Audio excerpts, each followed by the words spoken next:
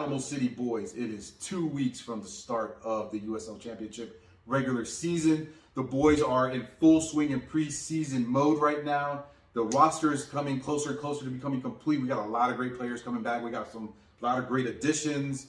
And the home opener is going to be an exciting one because, one, it is against Detroit City FC. They crushed it in Nissa, and now they are expansion team in the USL Championship. On top of that, to make it even more exciting, that this is the home opener for a team that finished as Western Conference finalists. We're facing Detroit City that comes with, guess who? Maxi Rodriguez, San Antonio's own son. Yeah. Of course, his brother from another mother, Pato Botello, who played with St. Mary's, graduated from Brandeis, is going to be on the pitch, home opener. I mean, like, how exciting is that? And Detroit might even have another surprise that they might announce this week. We're just waiting for it, but it might be another exciting player that they're going to add to their roster. So, I mean, like, it's going to be an exciting home opener. It's going to be a tough season. So we're going to kind of break down how all things are going right now and how the season might progress. So, Ben, let's start off with the roster. How are you liking the signing so far? You know what? I think they're great. I think they're needed. I think they're necessary for us to continue holding on to that Western Conference Championship run that we had last year, and they're doing a great job doing it. I hate saying it, but Joe Gallegos taking off to Europe and leaving us that bunch of money helped us get all these players that we needed. We're not just getting anybody. We got former MLS players playing with us that we mentioned in podcast number 1, and that's what we need. You know, we stole one from Austin FC. And he's a local Austin product, trained in Austin. And, you know, we're happy to have him filling in these gaps for Joe and Leo and Ethan Bryant that have been put out on loan as well. I'm happy with this. Mitch Tainer, who is our number one, who was one of the biggest things that we needed, the lockdown. If we couldn't get PC or Mitch Tainer or Patino up front, if we couldn't get those three, then what are we playing for? But they did that. They locked in those three. They got Patino up top. They got PC in the middle. And then they got Mitch Tainer in the back and started building.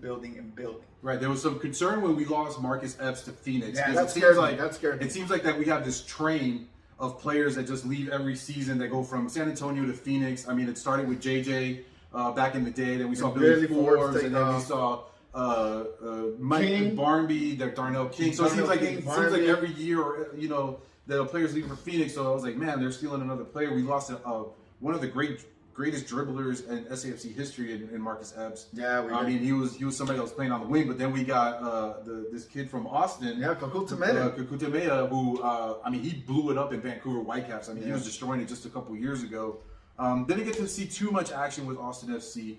But I think he's looking to resurge his career with SAFC. So I think he's going to be a big part of this offense. I mean, it was good to see that this was not a rebuilding year for San Antonio. No, this is reinforcing. I mean, it's reinforcements. The back line, of course, is probably the one that took a little bit more to build.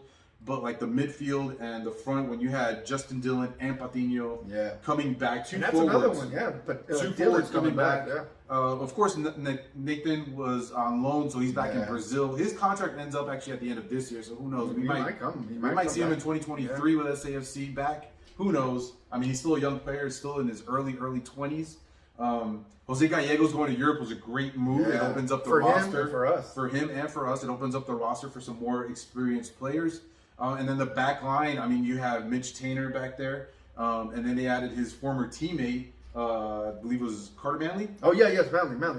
Who came in from RGV. And then we had another player, his name escapes me right now, but he came over from Sacramento. They played together. So that gives them already some familiarity right there in the back line, even though we have basically a new back line because Kamiri, Valera, and all those guys look like they're not coming back. There might be some late signings here and there.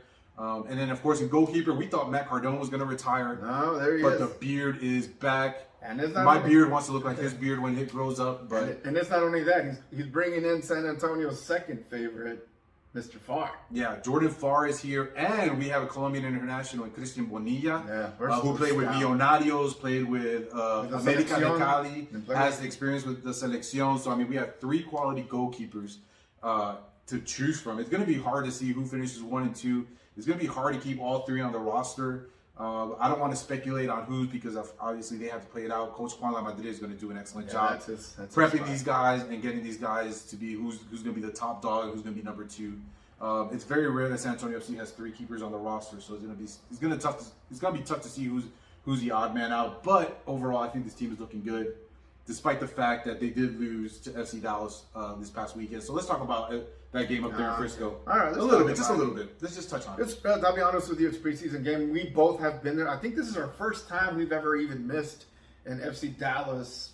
Yeah, not counting COVID. Yeah, we not didn't make it counting up this COVID, year. yeah, But even though we weren't there was a good contingent of Crocketeers and 210 Alliance. Yes. So big shout out to the Crocketeers and 210 Alliance fans that made the travel up there and had a battle. Shaking off the rust off the trumpets and off the drums. Yeah, and battled 37 degrees, but there's no way it was I a little was bit gonna go. chilly up there. Yeah. Unfortunately, things didn't go San Antonio's way, but they were facing a formidable FC Dallas team. This is not the FC Dallas team from last year exactly. that finished down at the bottom of the table. I mean, this team has been revamped and reloaded. They have Charlie Ariola, man. Ariola, you have Jesus Feria, who's, 2 legit U.S. men's national team players. They get this kid from Ordan from Colombia. Yeah, Ordan.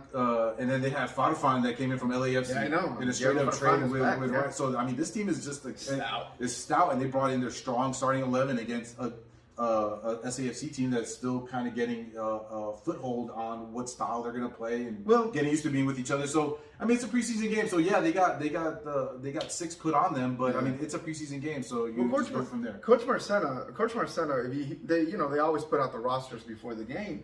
They had some trialists. They had a couple of young kids, academy players. One of them that stands out is Roman Holt. Yeah, Roman Holt. When we first met him, he was just a kid 5 years ago. Now he's an 18-year-old, tall, 6'2" kid playing defense, and he's getting his shots in. And I think they have about 2 or 3 trialists out there. So, and what we've noticed of FC Dallas is that they don't ever put in a third or a practice squad. I've never seen them hold back against Never. SAFC. The times we've been there, Barrios was out there, Tesho Akindele was out there. Our goalkeeper friend was out there, Jesse. For years, the FC Dallas loves playing against San Antonio FC. And hey, now that we're on this topic, real quick, on this MLS USL, US Open Cup is ready to go. It's been rolling. We already know who we're going to play next for San Antonio FC. So who knows? This year we might end up. I think it's just FC Dallas, and I think is Austin getting invited? Austin's invited. RGV for the first time. The first time is going. Be participating in the U.S. Open Cup, so it's gonna be fun. It's gonna be fun. And speaking of U.S. Open Cup, it's U.S. Soccer already announced that SAFC is gonna host the first round. Yes, the first round. Or their first round. It'll be round 2 officially, but they'll be entering. It'll be here. They'll be facing the winner of Denton Diablos or the Defeaters Soccer Club from up north. So there's 2 good amateur soccer clubs right there that the winner will come down to Toyota Field and get to face SAFC in the first round. And it's always a lot of folks always ask us what's the purpose of it. It's just it gives an opportunity to play soccer at every level. It's America's oldest cup, number 1. It's one of the Lamar Hunt Cup, and it gives opportunity from Tier 3, Tier 1, Tier 2 to go face it off. Because let's be honest, it's kind of let's put it this way: it's kind of like relegation in pro in England, where it's about the closest we can get to relegation in pro. There was this one year when Cincinnati went all the way straight to the semifinals, and they all had a chance. Charleston Battery went all the way. A few years ago, made it to the finals. While the MLS, after the MLS came to be, the last champion, non-MLS champion, I think was the Rochester Rhinos. The Rhinos, yeah. So there are Cinderella stories here and there. We had Christos, a team from Maryland, that one year made it. 2 years ago. 2 years ago, I think they made it all the way to the round of 32 of the quarterfinals. This is a semi-pro team that made it pretty far. There's always these wonderful stories of lower league soccer teams pushing deep into the U.S. Open Cup. Beating major squads. So, San Antonio FC is always, they're always going to be a contender. Let's see how we are going to do. From what I know, I've never seen Coach Marcena ever coach in a U.S. Open Cup. Not even when he was with Scorpions. I personally never saw it. But knowing Coach Marcena and his mentality is, if this tournament presents itself, we're going to present ourselves towards this tournament. I don't think he's going to be reserved. I think he's going to be the same strong-headed Coach Marcina, we're going to Yeah, and looking at this roster is a lot deeper than it was last year. way So I mean, so much nothing deeper. to take away from the players that were on our bench last year, but I think there was a little bit more experience this year on the bench, which you need, especially if you're looking to make a deep run into the U.S. Open Cup. I mean, I know we're going to have some friendlies coming up probably in June, July, so the season's a lot longer. Also, the USL is actually making it harder to get into the playoffs because there was realignment. Yes. So now we got rid of the divisions. Now it's Yep. only back to 2 conferences. We have 14 teams in the Eastern Conference, 13 teams in the Western Conference. Only top 7 make it. And there's a huge incentive to finish on the top of the table because that number 1 team gets a first round bye. Exactly. So, And home field advantage. And home field advantage throughout. So, I mean, like finishing 7th is going to be a tough road because now you got to face the second place team. And then from there, you got to place. You're facing the first place team right off the bat if you get past the second place team. So it's really imperative for San Antonio to try to finish that 1 or 2 spot. Now, Miguel, my question for you is this. Everybody remembers what happened in the Western Conference Championships last year where San Antonio looked gassed. They didn't go to the bench. They played their original 11. Marcus Epps was cramping. Everybody was dropping, cramping. We went to PKs, and those tired legs showed, and we lost in penalties. Nothing wrong with Justin Dillon's strike. Perfect. Hit the crossbar. We can't do anything. It happens. But you know what? Let me ask you, fast forward now to 2022 and all these signings, do you think that Coach Marcina took that gut punch from last year at the Western Conference Finals and said, oh, I need to get you guys? Yeah, I think there were some lessons learned there. I think the team last year could have made it to the final, could have won. They could have won it. They could have beat Tampa Bay. I think Coach Marcina. Orange County. We beat Orange County, but we could have beat. We could have beat Tampa Bay in the finals. Yeah, we could have beat Tampa Bay in the finals. Especially watching how Orange County beat Tampa Bay. And congratulations, by the way, real quick to Orange County on winning the USL Championship. Well deserved. But I think Alan Marcina learned some lessons, some hard lessons from last year. We could have won last year the championship. And I think it came down to just some of his coaching decisions. He's a great coach, I think, overall. Obviously, he took us to the Western Conference Finals. But I think he started riding his gut feeling a little bit too much instead of going with, like, trusting some of the players on his bench to finish out the game. I mean, we saw Marcus Epps cramping. I think Courtney Ford fell down a couple times. Kamiri was on the ground. Kamiri was on the ground. I mean, that goal at Orange County. I mean, credit to them, but that was kind of a fluke goal in a way. I mean, like it seems like the players just kind of had a lapse of concentration when that goal was scored. But doesn't mean that it took us out of the game because Marcus Epps tied it in the second half. But it just seems that, and it also seems like it took like a good 20 to 30 minutes before San Antonio FC even got into any rhythm of the game. It just seemed like from off the bat, San Antonio just wasn't clicking. No. But I think there's some lessons learned from there. We're not going to do a full breakdown of the game, but it seems like there was a lot of lessons learned from Alan Marcina, and he's taking it into this season. So we'll see how successful it is. Of course, other teams are retooling. You know, teams like Phoenix are retooling. We have teams coming in, expansion teams like Monterey Bay they're good. coming in, who are good. Detroit City, who was in the Eastern Conference. They're coming from NISA, but I mean, don't take them for granted. They've got some great player signings coming. I mean, they're back-to-back NISA champions. I mean, that's one thing that you don't ever want to underestimate. It's always that one little brother. RGV has Coach Wilmer Cabrera. I mean, he's back and he's determined to win. And it doesn't. And I mean, the players that he might not have superstar players, but he always brings the best out of his guys. And you saw that last year throughout the season, where they kind of stumbled a little bit, but they were able to make it to the playoffs. And it was a tough match against SAFC. I mean, SAFC won 3-1. Oh yeah, but it was not an easy 3-1. It was a hard 3-1. It was a hard fought 3-1. Yeah, exactly. And the Toros beat Phoenix. I mean, that was a huge upset right there. That was big. And penalties, they battled back twice against a really good Phoenix team to tie it, and then beat them in penalties. So it's going to be a tough Western Conference. It's going to be a great Western Conference. It's going to be a lot of fun. I guess, in my opinion, the defending champions, Orange County, they really haven't made any big moves because they don't really need to. Well, I think they got Kubo. And they got Kubo Torres. Correct. Yeah. That's the biggest thing. I mean, he's an older player, but he's an older Kubo, but he's still dangerous. Leave Kubo Torres alone and see what he's going to do. He'll put 2 or 3 on you. So that's huge for the defending champions. And then Phoenix, I think everybody's kind of like, we got to get to this level. And for us, I mean, we got former MLS players and all-stars in our squad as well. So we're doing good. I think, in my opinion, San Antonio FC will be in the top 7 to contend for. Obviously, we don't have the Austin Bolts anymore, and we don't have to deal with that, but we still have RGV and El Paso, New so- Mexico. and I mean, there's a lot of Mexico. tough teams out there, so we're going to see how. Of course, there's still about 4 or 5 more slots on the roster that needs to be filled out. SAFC is working hard right now, figuring out which trialists. There may be an established player. There's probably a surprise in there. I'm sure there's a surprise signing, a late signing there, one or two. I but we'll anticipate see. that coming. We'll see, but I mean, like right now, they probably need about a couple more midfielders, maybe one or two more defenders, maybe 3 or 4 midfielders. So you'll probably see about 4 to 5 more signings before the beginning of the Last season. question for you. In the last, SAFC's been going into now, what, their 6th year now? Mm-hmm. In the last 6 years that we've been following this squad, do you think this is the best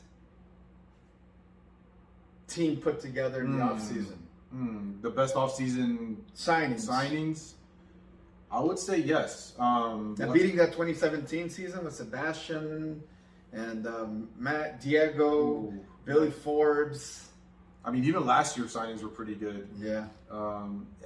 I would say maybe yes, but like I mean, it's tentative yes because we have to see how the season plays out. The way I see it, but it was a lot more this season. This offseason seemed a lot more exciting with these signings. Yeah. So to answer that question for me personally, I think it's not the best, but it's an improvement of what was of the best season of San Antonio FC. Normally we see a great year, and then next thing you know, we're barely fighting for that 7th spot that's happened consecutively. Now we are just capitalizing on what we did in 2020, 2021, and now we're gonna see this. I think this is a positive reinforcement for this club. So I think, in my opinion, it's done right, and I think what's happened with this club is probably what's the best for this club at this time, because it's building on it. And I think this is the best signings in SAFC history, instead of just getting these one team, two season guys. We're seeing the complementary to what has already been built. This identity that Coach Marcina continues to talk about, which, in my opinion, you've already made your identity, Coach. So now let's get the chemistry, let's get the wins. I'm excited for it. 2.5 weeks away. They will open up against Detroit City FC at Toyota Field. We will be there. We're excited. And there is one preseason game that they will be open to the public. Which correct, Tulsa. If you are a season ticket member, it is free for you to go. So please go out there and support the team right there during the preseason. Give them a taste of what it's going to be like during the regular season, especially for these new signings. And if you're not a season ticket member, please go ahead and go to the San Antonio FC website, get in contact with a season ticket member. I mean, it's great tickets. They have some great incentives. Becoming a season ticket member. Also, if you don't decide to become a season ticket member, this game is only $10 and it's open seating, so you can sit right behind. If you get there early enough and you want to sit right behind the players' bench, you can do that because it is open to the general public. There is no assigned seating. Probably the one time of the year that SAFC will do it. So if you're thinking about becoming a season ticket member, you can also take opportunity of just paying $10 for a great matchup against a great team in Tulsa. Correct. Now, one last thing, we will be giving out tickets this season for home games. So stay tuned. We're going to give you instructions as what to do and where to follow. With that, do not forget to follow us on Twitter, Instagram, Facebook, and TikTok.